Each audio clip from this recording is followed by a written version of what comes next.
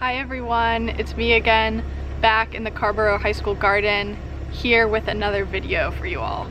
So in the previous video I made about composting, I want to continue on this theme of thinking about how we can enrich our soil.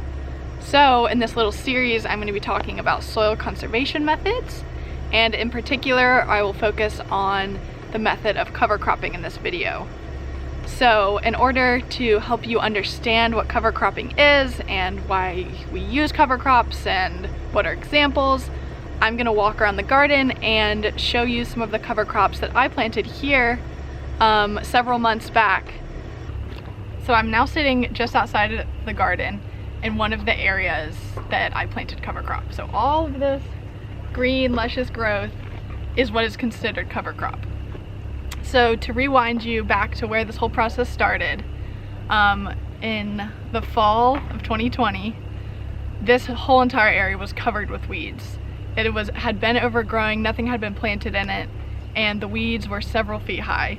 So after weeks and weeks of volunteer help and getting the weeds down, we had this bare, depleted, and hard packed soil that we were left with. And that is when the idea and the brilliance of cover crops comes in. So we chose to put cover crops here in this space to help mitigate all of the effects that those weeds had left us with. So that hard packed soil, depleted nutrients, and then also the idea that those weeds would soon be coming back. So we planted cover crops here in the fall and late October, which is typically when cover crops are planted. They're a great addition to a winter garden, as these cover crops will grow over the winter and help suppress all of those weeds that were once here. The cover crops were also a great addition because they provide a blanket, or kind of like they sound, a cover to our soil. So helping prevent erosion, helping prevent leaching of nutrients during the winter when nothing is growing. So the cover crops that are being grown in this bed behind me is a blend of several different crops. And this was a blend that I got from Fifth Season and that are offered at lots of local garden stores. So in this blend there is clover, there are peas, there are radishes, oats, and rye. So this blend is put in place because each of these crops is bringing a different benefit to this space. So for example, our clover and our peas are examples of nitrogen fixers. So essentially they're fixating or bringing this nutrient from the soil or from the air and bringing it into this plant, which will then be decomposed into our soil. So this is an example of nitrogen fixation. So that's what we've got covered by these crops.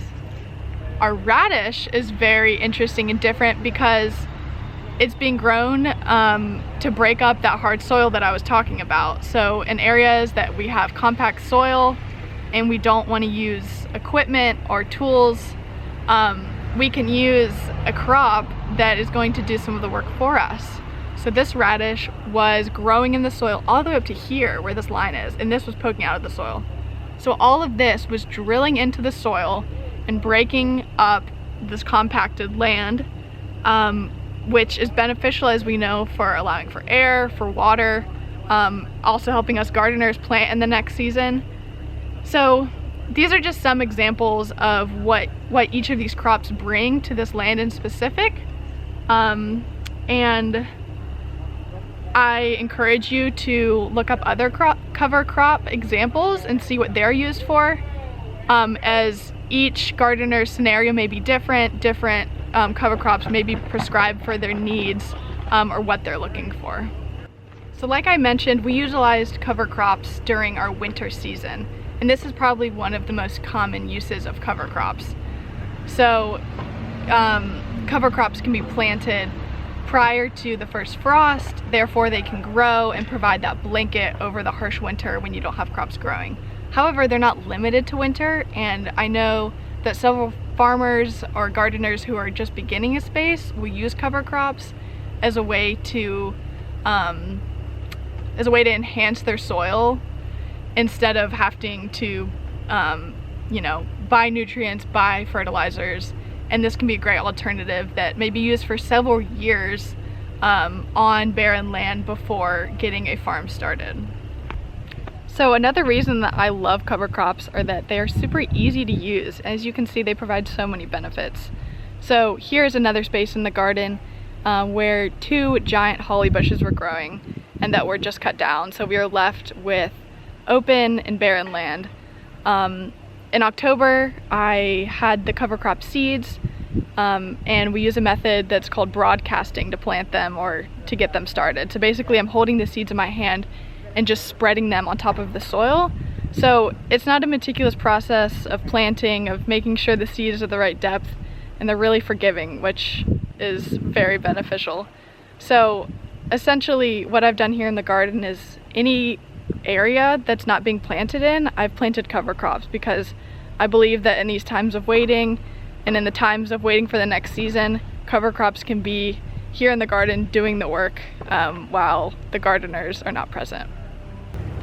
So now that I have talked about the benefits of cover crops and examples, it's important that we talk about the transition from the growing living cover crop to the next stage of its life, which is the process of decomposition. So allowing all of those nutrients that found themselves into these plants to be utilized in our soil. So we have a few different methods of how this transition can be done. So one of the most common methods in home gardener space is a method called chop and drop. So kind of like it sounds, shears or some type of blade is used, and essentially the cover crop is chopped and dropped. So it lays on the soil. A gardener would go down the entirety of the space where cover crops are being grown and cut it all down. I'll just provide a little example, kind of just like mowing the lawn. The cover crops can be laid on the soil, and then crops can be planted in the spaces throughout here. So essentially these cover crops laying are going to start to brown, are going to start to decompose, and we're basically allowing these cover crops to become part of the soil over time. Another example of how the cover crops can be worked into the soil is by tilling them in. So this would probably be done on a much larger scale of a farm, in which a piece of equipment, or it can be done by hand, works to bring all of this organic matter into the soil. So the tiller turns the soil, rotates it, brings this into the soil, and again, it's going through the same process. It's decomposing. It's breaking down what it is into the soil for the plants to use. It can also be done by hand, and equipment can be used to turn it in. However, I love chop and drop because it's the most simple and easiest method to implement. I heard once that a gardener's most valuable asset is their soil, and I could not agree more with this. You could have plenty of sunlight, water, all of the right conditions, but without healthy soil, your plants are not going to flourish. This is why I love cover crops, and as I mentioned in the composting video, why thinking about our soil and why feeding our soil is so important.